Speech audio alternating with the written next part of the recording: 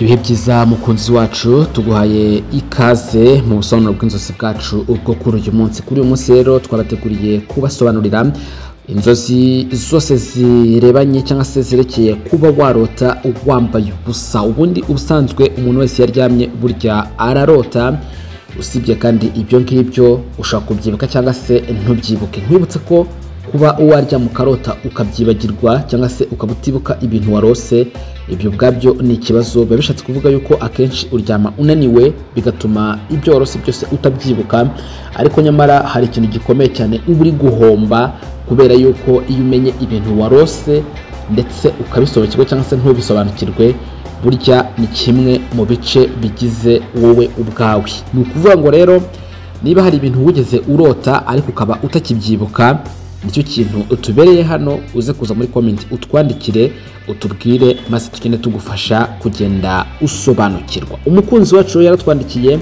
atubwira yuko yarose yambaye ubusa. Mbese bisobanura iki kurota umuntu yambaye ubusa? Inzozi zose zirekeye no kurota yambaye ubusa nizo tugiye kuza atugarukaho. Uze kudutera inkunga uyu munsi hano munsi handitse subscribe cyangwa se s'abone, nyaboneka ukandeho, haraza n'akazogera ugakande, uraza kubushimangiye kuzahorana natwe by'iteka ryose, ndetse uraza kubemeje kuzahurura nimero ya mbere mu kuzajya ubona ibyo tukugezaho umunsi ku munsi. Ubusobanuro bwacu rero reka tubutangire gutya. Uraryamye urose wambaye ubusa. Niba uryamye ukarota wambaye ubusa uri wenyine mu cyumba cyangwa se mu nzu nta wundi muntu muri kumwe, ibyo ngibyo ni inzozi nziza. Biba bisobanuye yuko ugeze cyangwa se ugiye kujya mu gihe cyo kwibohora cyangwa se kumva nyine wirekuye wisanzuye, kuko urumva uri relaxed cyangwa se waruhutse, uri ahantu ha wenyine wambaye ubusa.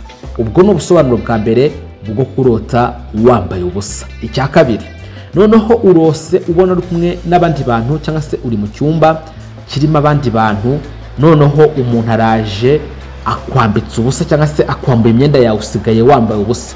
Izi nzozi nuzirota muntu wanjye uzitonde, kuko izi nzozi zizaba ari inzozi mbi cyane ndetse zizaba ari inzozi zikomeye. Bizaba bisobanuye yuko ya mabanga yawe y'ubwihisho hari umuntu ugiye kuyashyira hanze, cyangwa se hari umuntu ushaka kugusebya akakwambika ubusa mu gasozi cyangwa se akakugaragaza akagushyira ku gasozi. Ngayo rero amakuru cyangwa se ngibyo ibintu byose byerekeye kurota wambaye ubusa.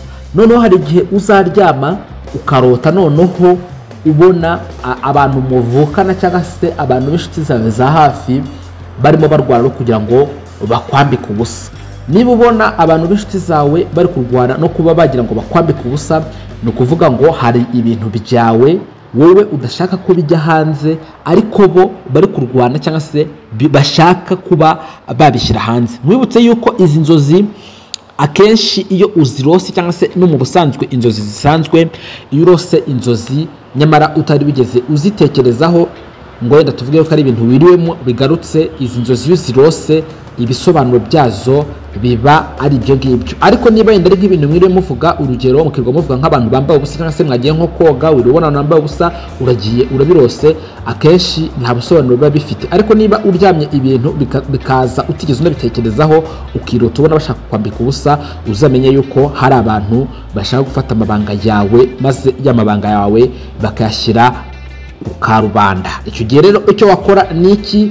Icyo gihe utangira kwitwararika ku bantu bawe cyangwa se ibyo mvaga ari amabanga ashobora kuba yakugiraho ingaruka, ugatangira kureba ukuntu wabishakira uko ubyita cyangwa se wabishakira indi nyito, cyangwa ibyo ari ibintu bibi ukabivaho, cyangwa se haba ari n'abantu bateganya kubwira amabanga yawe ukitonda. Nyaboneka dore abantu muri iki gihe barahindutse. Hari abandi bantu rero baryama noneho ukaba warota noneho ubona wambaye ubusa imbere y'abantu, kandi noneho nta muntu wabukwambitse, cyangwa se wowe ugusa ukabona uraryamye ukibona wambaye ubusa. Ibi ngibi bisobanuye yuko noneho hari ibintu ufite, cyangwa se hari amabanga yawe ubitse, cyangwa se hari ingeso zawe mbi cyangwa nziza cyangwa zimeze gute, ariko zizwi nawe wenyine nta wundi muntu ubizi. Ariko kuba wose wambaye ubusa bisobanuye yuko ibyo bintu wari usanzwe uzi wenyine bigiye kujya hagaragara.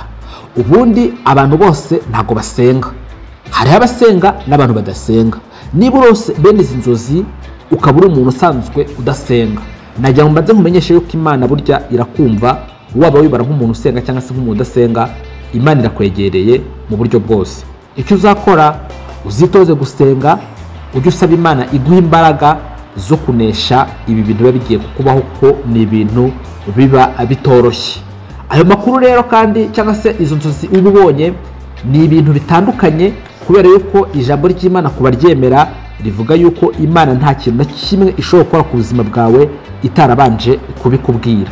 Niba rero ibikubwiye cyangwa se niba ntandi hantu muhurira ngo mwe mwaganira, izagusanga mu nzozi, kuko nta bubasha ufite bwo gukontorora inzozi zawe, niyo ubwayo ifite uko ikontorora izo nzozi zawe. Izagusanga niba ari ukukuburira ikuburira iciye mu nzozi, niba ari ukukubwira ikubwira iciye mu nzozi, niba ari ibihe byiza urimo ibikubwira iciye mu nzozi, niba wenda kubijyamo ice mu nzozi. Byose inzozi zawe urota urasabwa kuzajya uzitondera, kubera yuko ibi bintu bishobora kuba byakugiraho ingaruka. Ngayo rero ibintu cyangwa se ngubwo ubusobanuro bwose bwerekeye kurota wambaye ubusa, nyaboneka habaye hari icyo utumvise cyangwa se wifuza gusobanuza, hano hasi muri comment harafunguye, uze kutwandikira muri comment.